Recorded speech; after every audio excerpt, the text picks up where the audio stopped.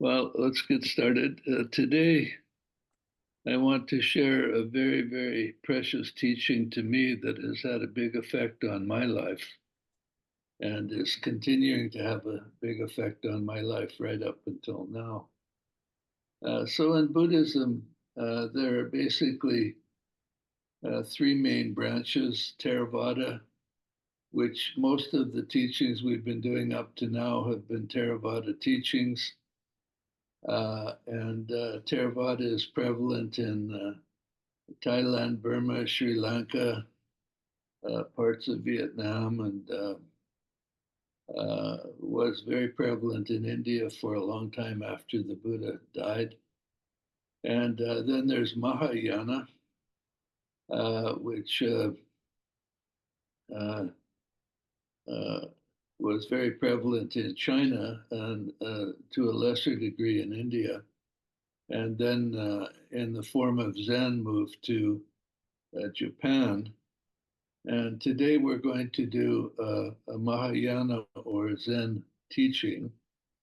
And the third branch is Vajrayana, which was prevalent in India uh, to some degree, but always in small numbers. And then it became very prevalent in Tibet later on.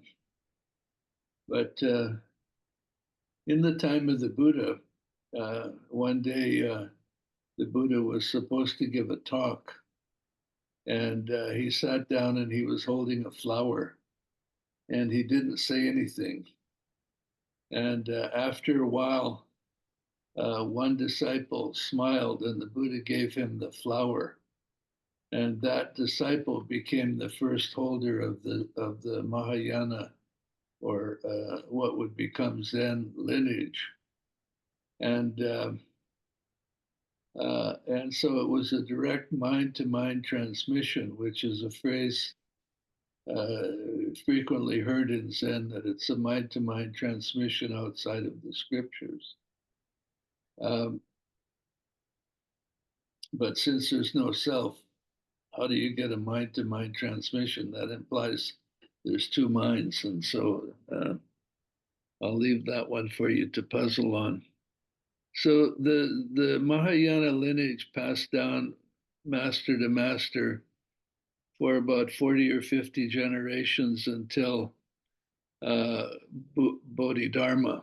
Bodhidharma was born in India and became the lineage holder of that particular teaching that had started with the Buddha handing the flower to his disciple. And Bodhidharma looked around and realized there was no one in India that he could transmit this teaching to, but there was someone in China. So he went to China and he sat in a cave for something like 9 years or 11 years. And finally, a disciple came along and he gave him the teaching.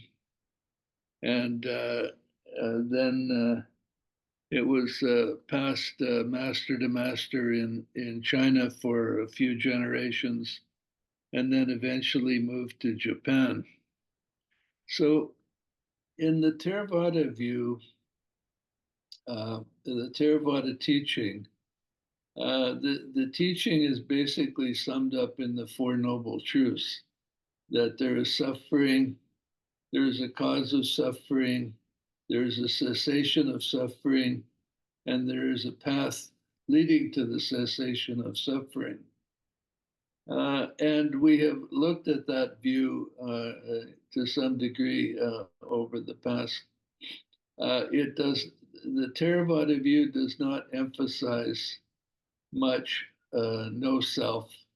The view is that you're suffering, there's something you can do about it. If you do it, you will go beyond suffering.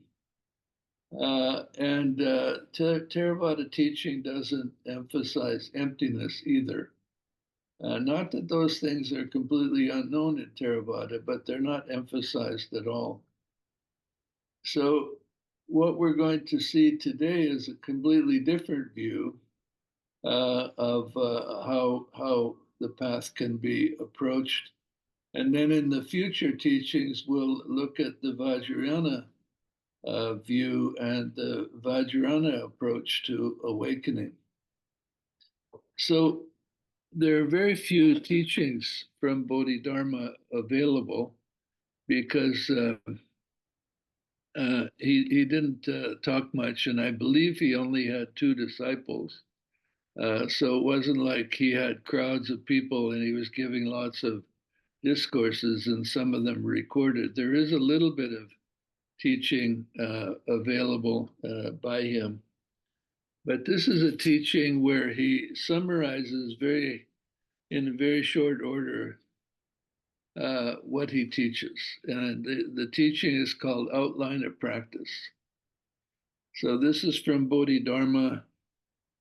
I don't know what year he lived. It's a long time ago, and he after he realized that the only person he could transmit the teaching to was in China, he moved to China. He's sitting in the cave, and so here is his teaching uh, outline of practice.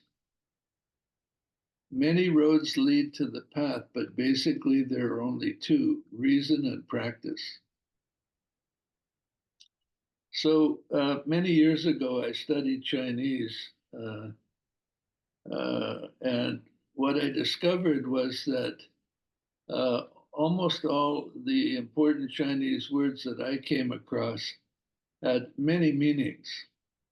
And so if you read the translation of a Chinese text like the Tao Te King, the basic text of Taoism, uh, you'll find that every translation is basically a completely different uh, uh, uh, book, because the translator chose different meanings of the important words. And so somehow at the time, people would know by context by which meaning was the one to be emphasized. But as centuries go by, it becomes more and more difficult for translators to know the context and pick the right word. So my personal opinion is that reason is not the proper translation, the proper meaning that should have been used in the translation. But anyhow, this translation says many roads lead to the path, but basically there are only two: reason and practice. To enter by reason means to realize that I can't see that well. Uh, it, to enter by reason is to realize the essence through instruction, and to believe that all living things share the same true nature, which isn't apparent because it's shrouded by sensation and delusion. Those who turn from delusion back to reality, who meditate on walls, the absence of self, the absence of self and other, the oneness of mortal and sage, and who remain unmoved even by scriptures, are in complete and unspoken agreement with reason. Without moving, without effort, they enter, we say, by reason. So I have studied and practiced this text for probably 15 or 20 years now. And my suggestion for the word reason might be uncommon common sense. In other words, looking at reality in accordance with what reality really is. And certainly that's reasonable. But I think if we were expressing this in English, we wouldn't use the word reason exactly, but whatever word we use, to enter by reason means to realize the essence through instruction, and to believe that all living things share the same true nature, which isn't apparent because it's shrouded by sensation and delusion. So this is the view with which you enter meditation. And then you turn from delusion back to reality. You meditate on walls. You meditate on the absence of self and other, the oneness of mortal sage.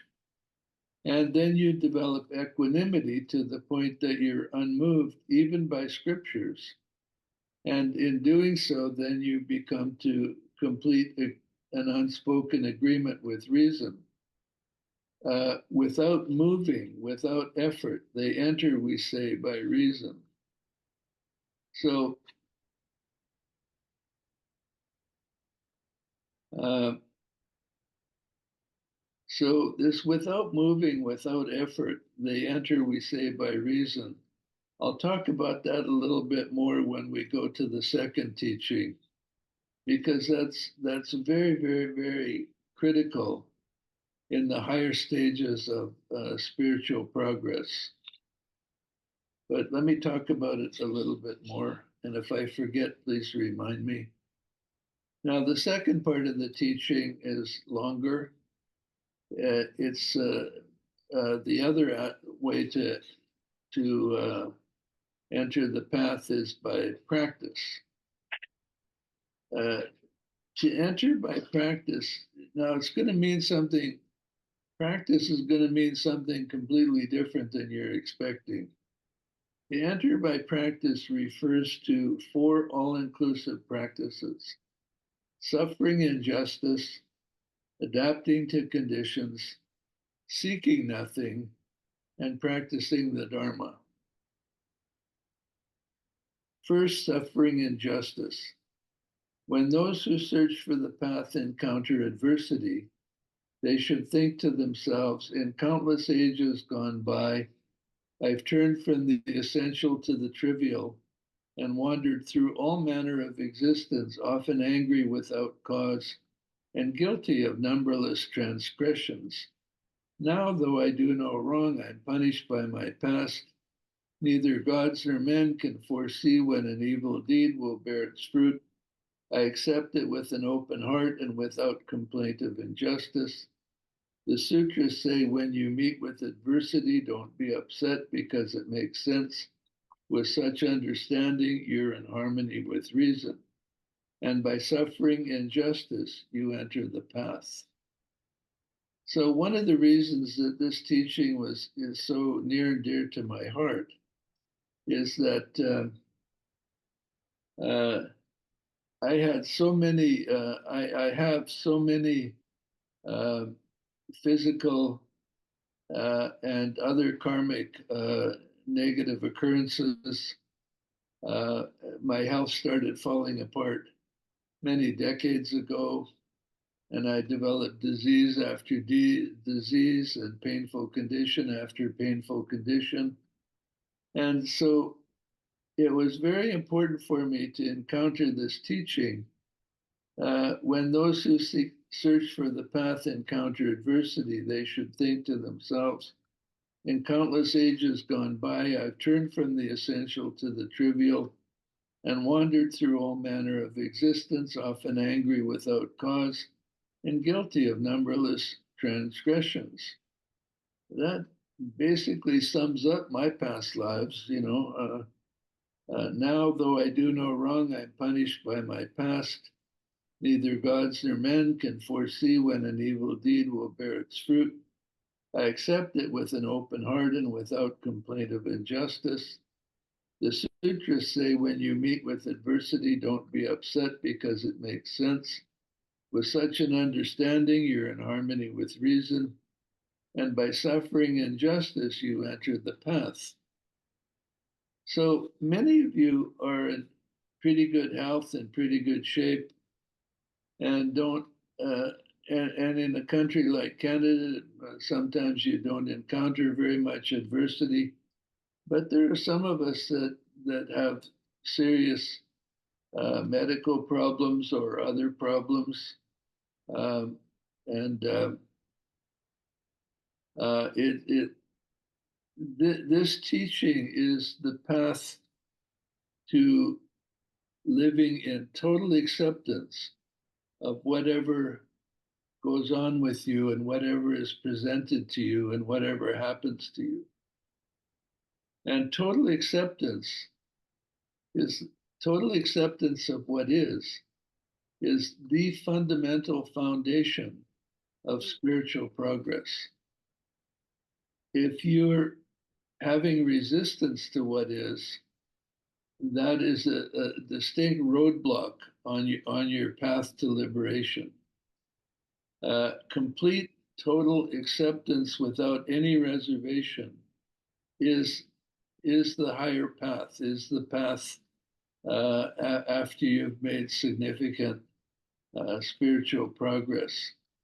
So it's very, very, very necessary to understand what Bodhidharma is saying here, and to even if your problems are relatively minor, if you can move toward a state of total acceptance of what is, that will really benefit your spiritual progress.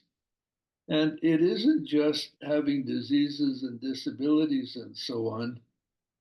It can be that uh, I think by the time we're mature adults, we realize that in many ways we're far from perfect. We're not as good looking as that person. We're not as intelligent as that person. We're not as strong as that person. We're not as musically adept as that person. And so you can use this teaching to come to complete and total acceptance of who you are, what you are, as you are right now, without any need for improvement. So this is a very, very profound and important teaching to bring us to living in a state of total acceptance of what is, and to living in complete harmony with what is without resistance. Do you have any questions about that? I have one. Oh.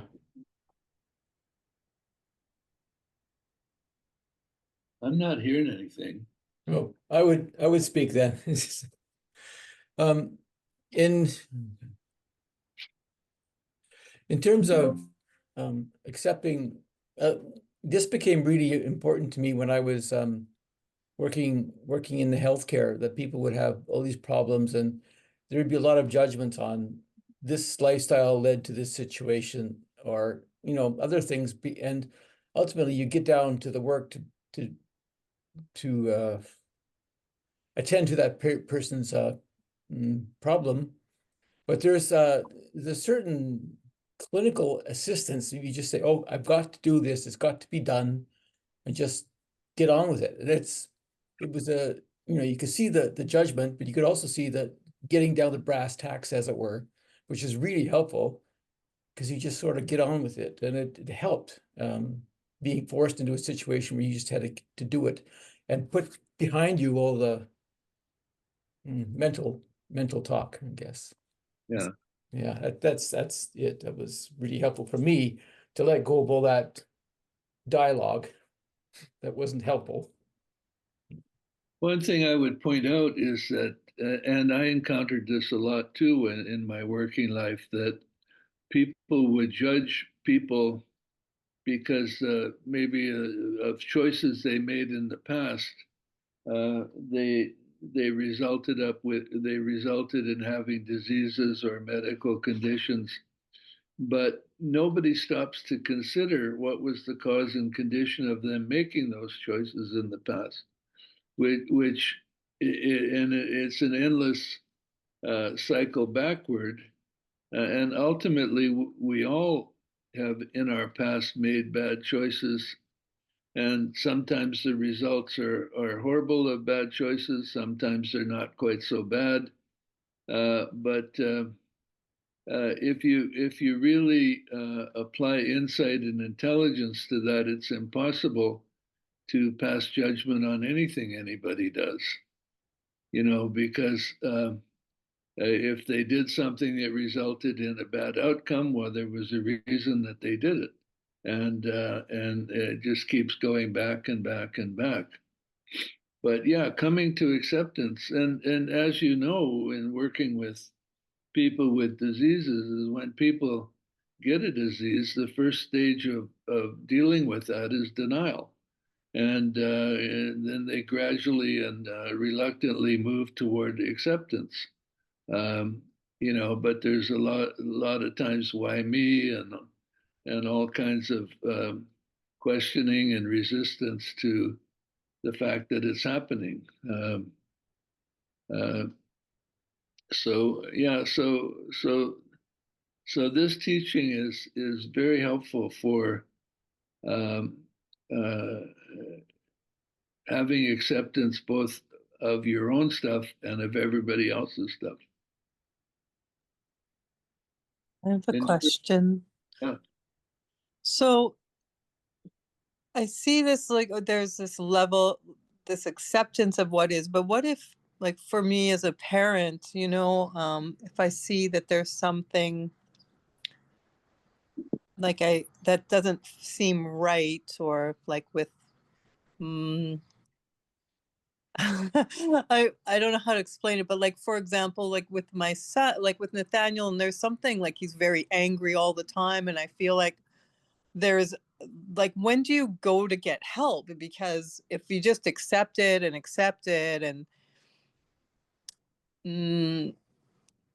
it's like, how do you know when, how do you act in the world if you're just living with acceptance?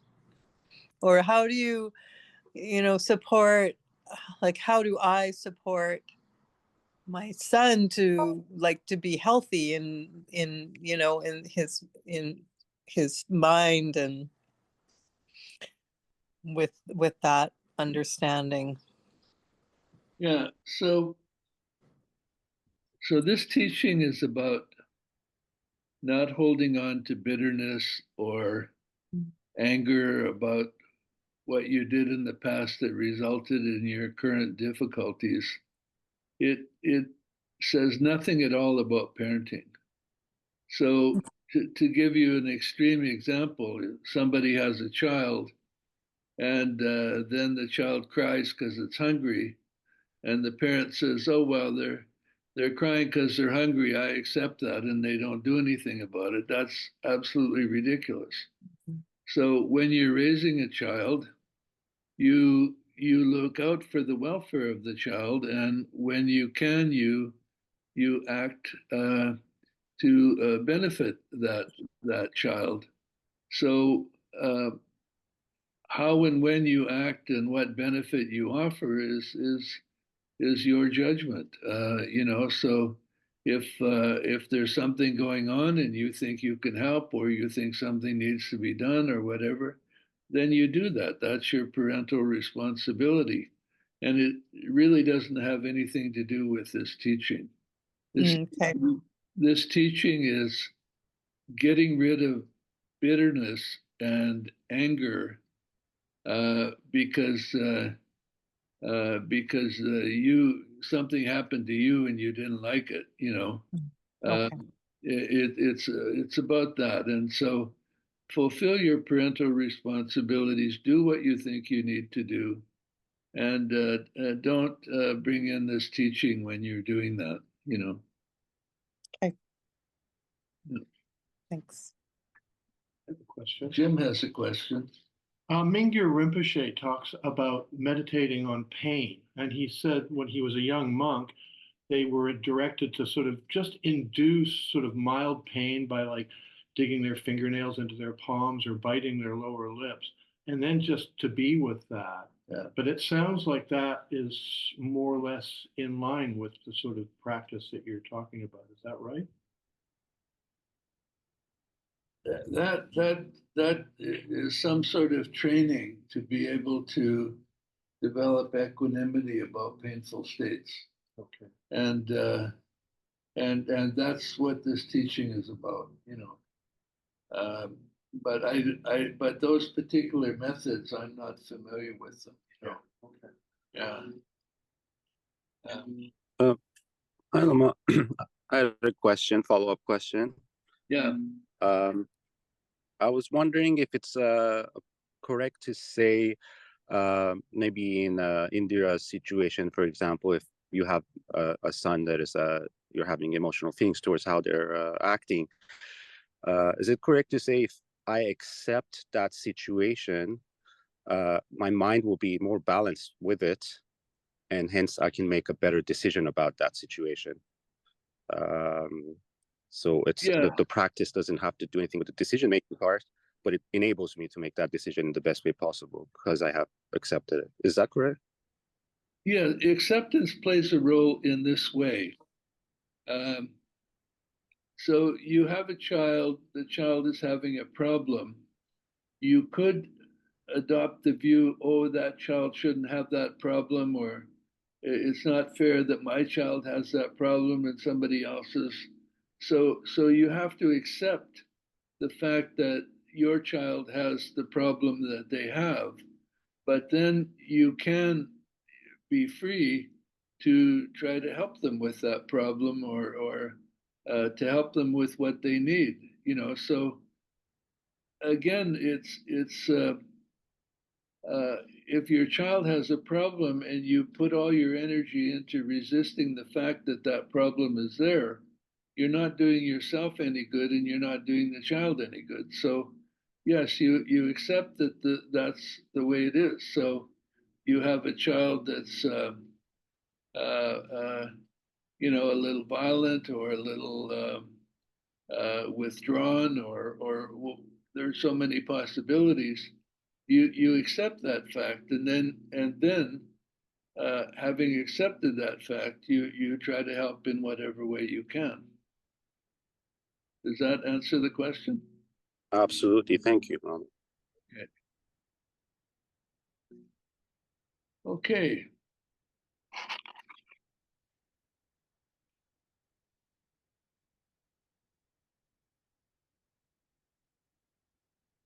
So remember, now we're in the section to enter by practice, and it refers to the four all-inclusive practices. Suffering and justice was the first one.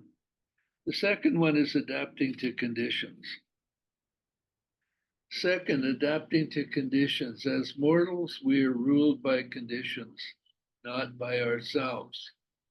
All the suffering and joy we experience depend on conditions. If we should be blessed by some great reward, such as fame or fortune, it is the fruit of a seed planted by us in the past. When conditions change, it ends. Why delight in its existence? But while success and failure depend on conditions, the mind neither waxes nor wanes. Those who remain unmoved by the wind of joy silently follow the path. So,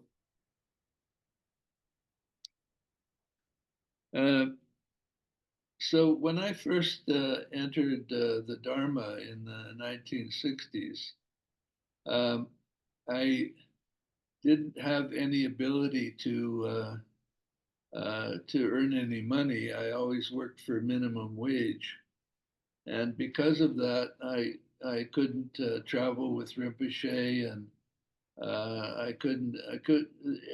I was so limited in so many ways, and I really didn't accept that it should be like that for me. I had resistance to the fact that those were my conditions, and I had many other conditions. I had no social skills, and I had resistance to that. I thought it should be different somehow, even though I wasn't willing to do any work to change it. So as we go through life, things happen, and we are constantly surrounded by causes and conditions of various pleasant or unpleasant happenings. And so what this teaching is about is to recognize that conditions change. and that they're simply the result of, for the most part, the result of karma.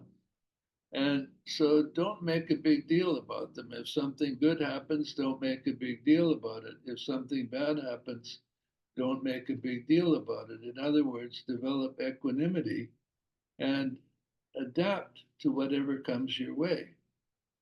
I just moved into a nursing home, and all of a sudden, all the conditions here are pretty much different than I had before. You know, the meals are served, and you don't get much choice about things. You don't get any choice about what time they're served. Um, People come and clean your room, or they come and give you a shower or something like that. You're not given any choice about that. They just come and do it when it's convenient for them. So there's a lot of adaptation. And what this teaching is saying is if you then have negative arisings in your mind about the various conditions that are present for you, uh, then you're wasting your energy and going into negativity when you might not really have to do that. If you adapt to the conditions, that implies accepting what is. If something good happens, you accept it. If something bad happens, you accept it. And you continue to develop equanimity until you're unmoved even by joy, as he said at the end of that section. Everybody wants equanimity about horrible happenings. Nobody particularly wants equanimity about really good things. Nobody ever comes and complains, oh, damn, I won the lottery again, you know. How can I tolerate this horrible happening? So develop equanimity about both ups and downs, including joy. And just realize that conditions are temporary, and therefore developing attachments for the so-called good things or aversions for the so-called bad things is the path of suffering. And just accepting and adapting to conditions leads to equanimity, which in turn is the path of happiness. Any questions about this? Yeah, I had a question. Sometimes I think with time, sometimes I feel like I might have like a negative karma coming to fruition, and Yeah. sometimes I kind of understand that it's it's because there was a good thing in my life and I was attached to that good thing, and this is like the karma of that attachment. Yeah. So it over time, in general, it just really had made me understand that just whenever I have like a blissful feeling or something so pleasant happen in my life, it's just gonna get me attached and I'm gonna pay for it.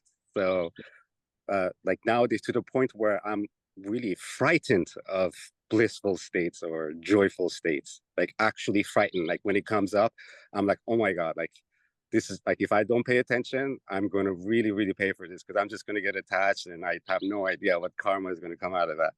So I understand that this is also a bit of an imbalance of mind, it's just a different object. So I just thought to share it and see if you have anything to say to that. Well, I shared the fear of bliss and happiness earlier in life because my fear was that if I became too happy or too blissful, that I would lose focus on the need for awakening, and so I think it's you're describing a very good insight that the downside of these wonderful states is that you can become attached to it, and then that attachment leads to some sort of negative outcome either now or in the future. So once again, what Bodhidharma is saying here is that when a good state happens, uh, don't get too excited about it. When a bad state happens, don't get too excited about it, and just learn to be with what is. And gradually, um, your fear of bliss and those sorts of things will go away, because you will develop more equanimity, and then there's no need to fear the states. And it took me, let's see, what year was it? I had that fear of happy states and blissful states until I was 66, and it went away. And then I happened to see Sidney Rinpoche after that, and I told him about it, and he explained to me why it went away. So, yeah, so in the meantime, be afraid of bliss. You know, there's a lot of practitioners who meditate and then get bliss states, and they become addicted to the bliss, and they're not interested in insight anymore. They're not interested in real spiritual progress. They just want to sit down and meditate and get into one of these states and stay as long as they can. So yeah, be afraid, but know that eventually that fear will take care of itself and it will go away. And that comes with more insight into the bliss states are temporary and not worthy of being attached to them. That will happen.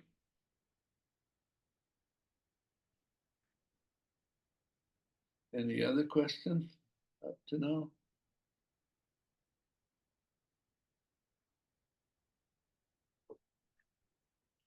Okay, now we get, oh yeah, Sarju, yeah. The fear for the blissful states, isn't it kind of same as like clinging as well as aversion? Isn't it pretty much the same? Why? Just a question. Why be fearful of the blissful state? Why can't be as they are? Sorry, I'm not understanding you. What did you say? Why? What's the question, Sarju? There's quite a bit of a noise here. Maybe I think my question is that why be fearful of the blissful states? Like, yes, attachment, isn't that what we're trying to avoid? Like, I understand, like clinging to the aversion as well as clinging kind of to some state the same. There's lots of noise here, Lama. Maybe I'll try some other time. Yeah. I think I completely understood it just because I shared it. I can say, it's not a choice. It's just the fear is there. So as the Lama was explaining, exactly like you're saying, Sarju, that yes, that's the case. That is an object and attachment, and it will go by itself. So hopefully, I don't know. Yeah. But the fear will take care of itself. The fear is there because we don't see the full picture. And yes, fear is the negativity. And yes, it's good to be free of negativity. But if the fear is there, it's there. And so you deal with it. And the first thing you do is you accept that fear. It's due to cause and condition, and you accept that cause and condition. You accept that fear, and then as you progress and your insight deepens, the fear goes away on its own. So I'm not saying let's all learn to be afraid. I'm not saying that. I'm saying if fear arises, it arises for a reason, and then practice that results in insight will eventually cause that fear not to be there anymore.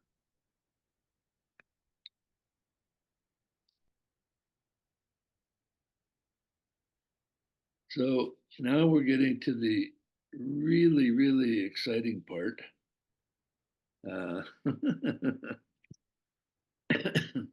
Third, seeking nothing.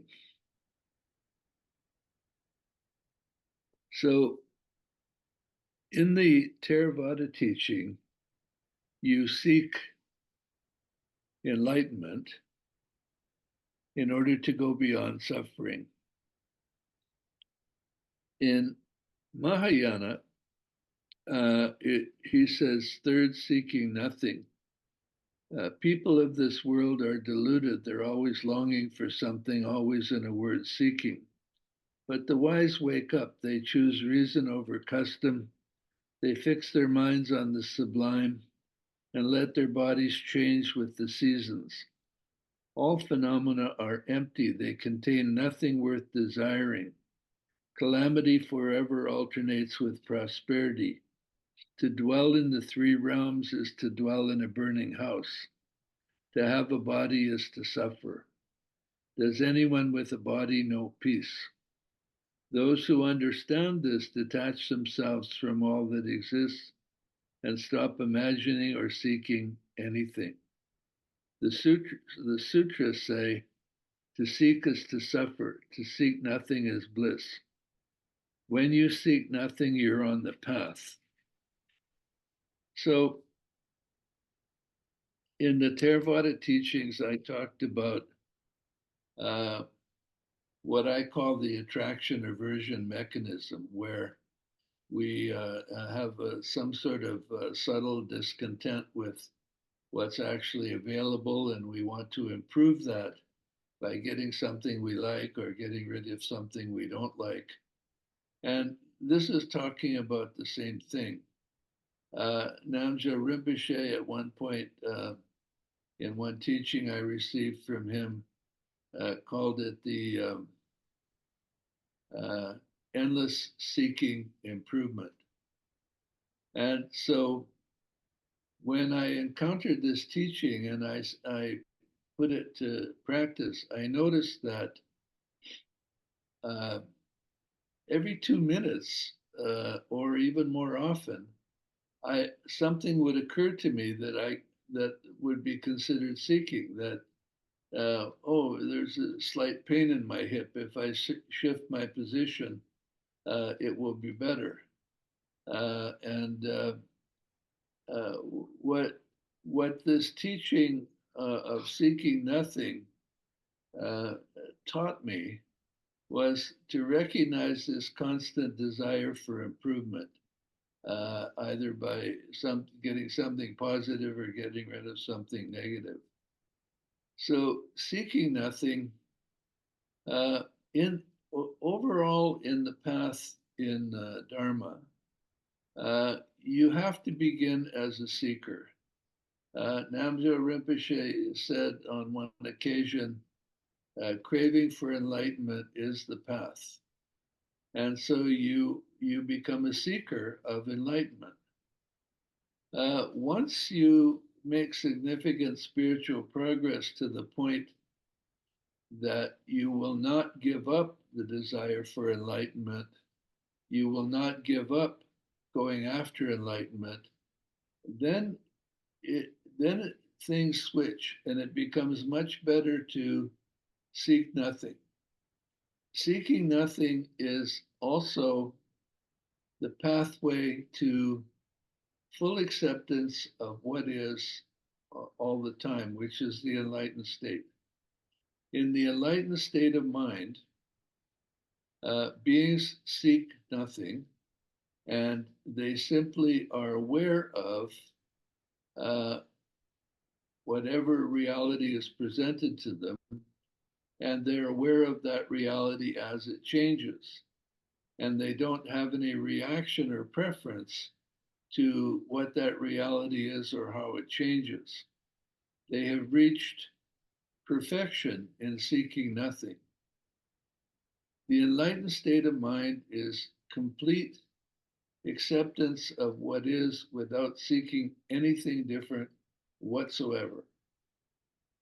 So seeking nothing is basically, if you become skilled in seeking nothing, you're basically imitating the enlightened state of mind, and sooner or later you will actually tune into that state of mind and become enlightened. So seeking nothing, and when people call me and they want to talk about their meditation or something, it's the whole conversation is always about what they're seeking. They want their meditation to be a little different or a little better, or they want the negative part of it not to be there or something like that. They are always seeking it as something different than what it is. And the ability to relax into what is relatively uncommon in Dharma practitioners, but it's absolutely necessary as you get far along on the spiritual path. And what is there that's worth seeking? You know, um, you know, just lately, since I moved into the nursing home, I have a new computer, and so far it's not doing things that I want it to do, and so I just let it be what it is, and I relax into that, and don't seek any improvement in that, and the result of seeking nothing is that then the possibility of dwelling in peace arises. As long as you're seeking, you cannot and will not dwell in perfect peace.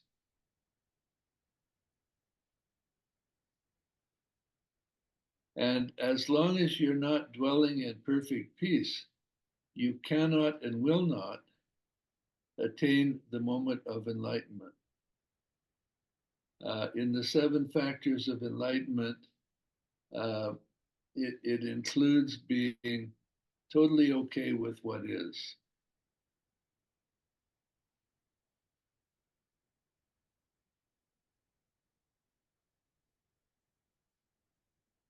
So I would suggest that if you're interested, you undertake a little experiment and set aside an hour here and there and just sit down and watch your mind for any seeking or any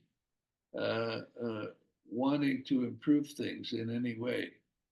And just watch that process. And I would suggest that it's much more ubiquitous than most of us would guess until we sit down and watch it. And once you see it, it's my impression when I sat down and did that a long time ago was that that's 99% of mental activity is coming up with ideas to make things a little better one way or another. And you can't rest in the here and now if you want to be in the imaginary future where something has been improved. You all see that? Any question up to now?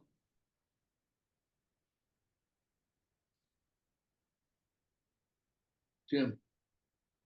So does that transition between like initially seeking enlightenment and then just not seeking anything, does that have something to do with like realizing that one has like a Buddha nature, there's nothing really to gain? Not directly, no. No, what happens is that when one encounters the Dharma and takes some interest in it, there are lots of other things happening in the mind that might be saying, oh, maybe this isn't for me, or maybe this is too difficult, or maybe I would do better in a different lineage or a different religion, or maybe I could do something else. And so the being is not 100% on board with the program of moving toward enlightenment. They're partly on board, and so at that stage, doing the daily aspirations of wanting to attain enlightenment in order to help all beings and so on helps. But at some point, having had deep insights into the nature of samsara, all of the voices in your head that are saying maybe this isn't for me are completely gone. You see what I'm saying? Yeah. And then you're 100% on board with the necessity to awaken. At that point is when seeking nothing becomes important.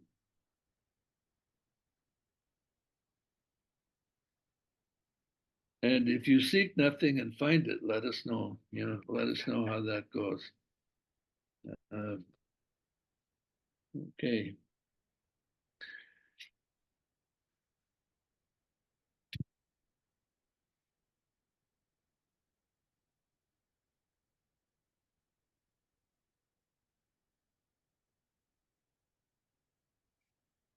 Okay, the next part, the fourth and final part of this section is practicing the Dharma.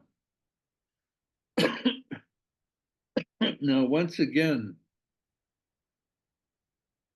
this is a little different than just receiving a meditation instruction and sitting down and doing that. That's not exactly what he means by practicing the Dharma. It's a more all-inclusive practice in it. So he says the Dharma is the truth that all natures are pure. By this truth, in other words, we have Buddha nature, and it's pure, and it's already there, and it doesn't need to be developed.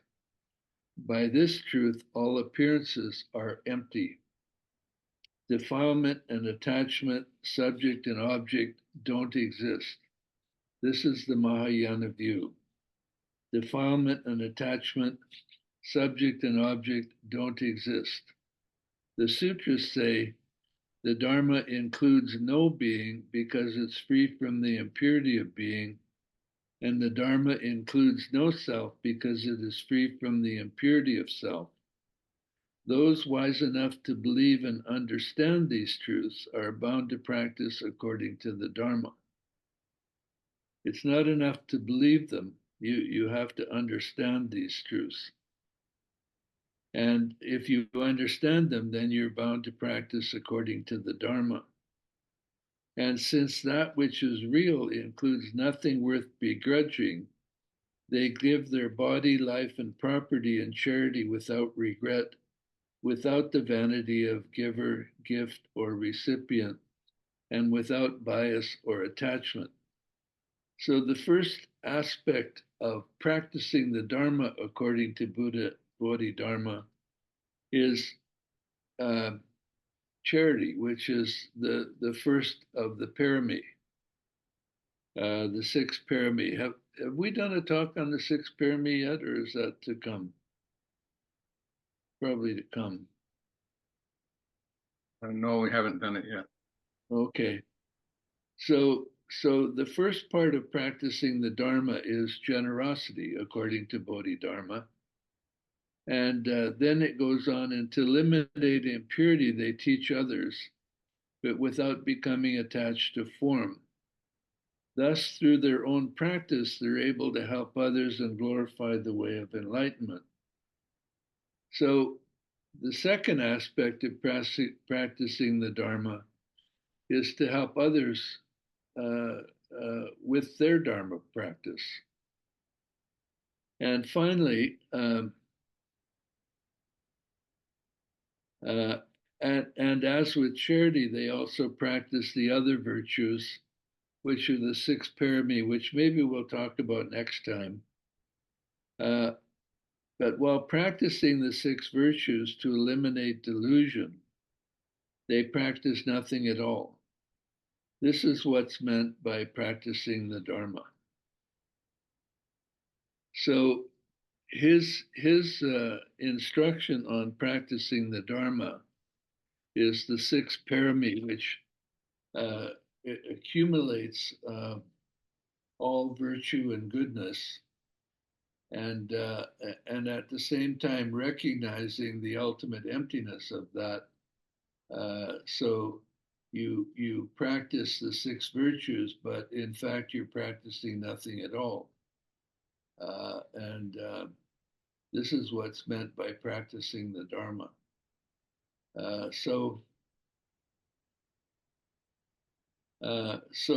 accumulation of merit and accumulation of wisdom are essential to higher realization, and that's what Bodhidharma is talking about here. He's not talking about specific meditation techniques or anything like that, you know. I wonder if he sat and looked at a wall in a cave for 9 years or 11 years or whatever it was. I wonder if there's any instruction on that, you know. Well, first you look at this part of the wall and then that part, and I don't know how that went, but his description of practicing the Dharma is practicing the paramis, and so I think that would be a very good topic to go into next week and see why that forms such an important part of Mahayana or Zen teaching. So that's the teaching of Bodhidharma, outline of practice. I hope you enjoyed it. It's been very pivotal in my life, even though I'm not particularly a Mahayana or Zen practitioner. But Bodhidharma always just gets right to the point. He's not the sort of teacher who would spend 3 hours talking about one point. He would just get right to the point, and that's what all of his teaching is like. Okay, if there's any final questions or comments before we wrap it up, we can do that now.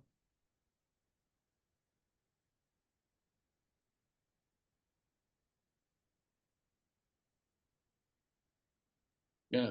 I would have a comment that I find it really encouraging and enlightening that there's a progress, that there's a meditation or a parami or a subject presented, and then I start on it, the practitioner starts on this project, and there's like a raft, and it takes you to something else. And then you sort of let go of this understanding and you pick up something else that's perhaps more of a deeper insight or a more helpful towards a greater opening and stuff. And I think in my mind somewhere there was an existence of this is this and that's that, and you're lost in samsara or you're enlightened. And maybe this is, but there's no educational, there's no progress of gradual wisdom or compassion or gradual development of the paramis, skills in understanding. It somehow was all of this progression and process and growth and development aspect of the teaching, which I'm understanding from you, is so welcome to hear. Yeah. Okay.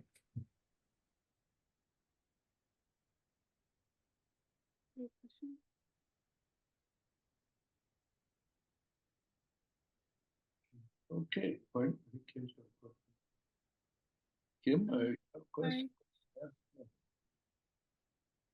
Oh, hi, Lama.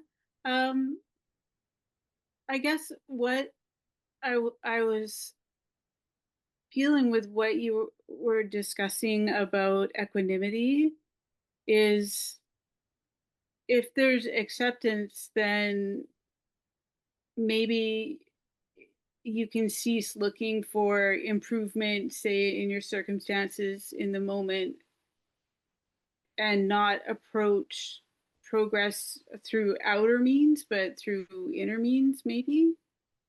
Is that what you mean? Is that what you're talking about?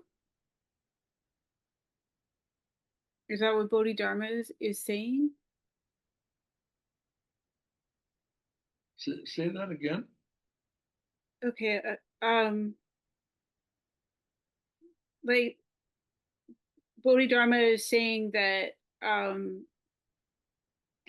some of the students were saying that they're worried about being too attached to negative circumstances or to positive circumstances, and then aversion to negative circumstances, and then you're grasping or pushing away at what you perceive as outer circumstances, when those are truly inner circumstances. Like, it may have absolutely nothing to do with your outer circumstances.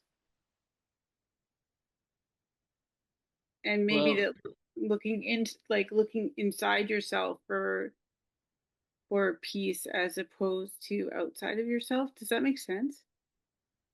yeah, but see, looking inside yourself for peace is seeking. Yeah. And if you find yourself grasping, then wanting to not be grasping is seeking. Yeah. So what he's so in his approach, if you find you're grasping something or grasping after something, fine. That's how it is right now. No need to fix it. No need to improve it. No need to wish it isn't there. Just carry on with your practice and be in equanimity with what actually is. Mm-hmm. And you know, most people, when they tell me about their meditation,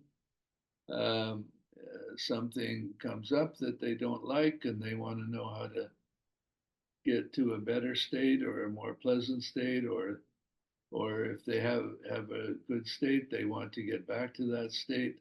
All of that is seeking. Just and so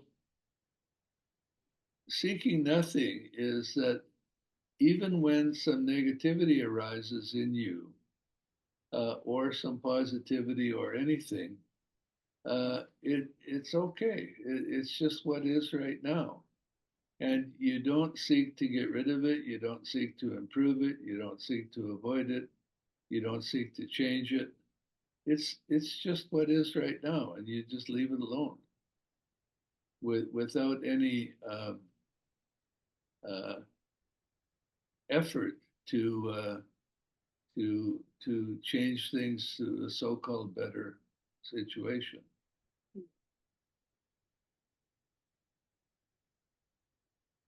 Negativities persist because we resist them. Resistance to negativity is the way to ensure it will come back again and again and again. Total acceptance of a negativity that arises in you disarms that negativity, and it loses most of its power. This is a great secret. Don't tell anybody. But if something negative arises in you and you simply look at it, you can talk to it and say, oh, such and such negativity, welcome. Come on in. Have a seat. Stay as long as you want. Get stronger if you want. But whatever you do, I'm not going to try fix you. I'm not going to try change you. I'm not going to try get rid of you. You're on your own. Well, then you're no longer giving that negativity energy, and it starts to fade in power and eventually disappears. And all of that comes through being able to accept what is without the constant drive for improvement. Yeah, Sandra? Would you say that's the way that I could think about a negative person? Pardon?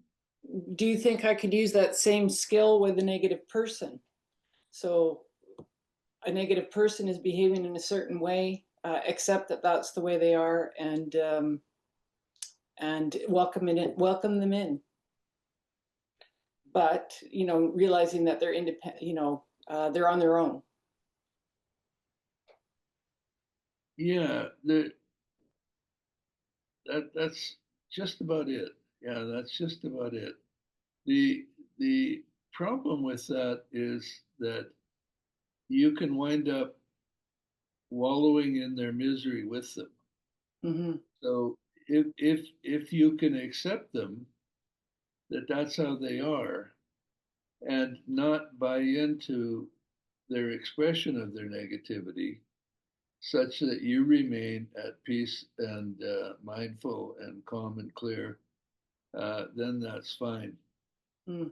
One of my teachers taught me a technique that when you're with somebody who's uh, putting out negativity, like talking or something like that, the teacher told me, view it as coming toward you like wind, and when the wind gets to you, it spreads to go around you. Some goes around you on this side, some goes around on that side, and then it keeps going, but it doesn't really touch you. Mm. So yeah, and a lot of people in the world, conversation is equivalent to complaining or criticizing, and it's sometimes quite difficult to be in those conversations without getting negative yourself. So try that technique if you want. Okay, thank you. Thank you. That's helpful. Okay. Okay, good. Well, thank you all for coming. I believe we have one more session next week before the summer break. So let's dedicate any merit up to now from all sources and times. All beings that each without exception attain the ultimate for themselves.